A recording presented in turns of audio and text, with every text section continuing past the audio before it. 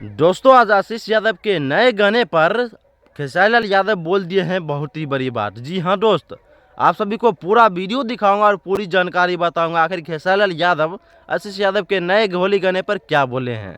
लेकिन उससे पहले आप सभी को बता दूं कि आशीष यादव का एक गाना आ चुका है जिस गाने का नाम है तोरा बोरनी मारवर बोरन जट्टा। जी हाँ दोस्त, आप सभी को बता दूं कि ये गाना काफ़ी ज़्यादा वायरल किया जा रहा है सोशल मीडिया पर, क्योंकि वायरल होने वाला गाना ही है।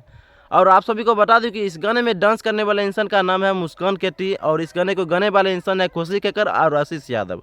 लेकिन हक चका देने वाली बात यह है कि ये गाने में कहीं न कहीं 5 साल पहले वाला गाना को कॉपी किया गया है। छैला बिहारी के द्वारा लिखा गया गाना और गाया गया गाना है, और जिसके कारण बस सिंगर आशीष यादव बोले कि भाई तुम्हारे छोटे भाई हम तुम्हारे बारे में सोच भी नहीं सकते थे कि तुम जो इतना ज़्यादा असली गाना गाते हो और किसी का गाना चोरी करके गाते हो।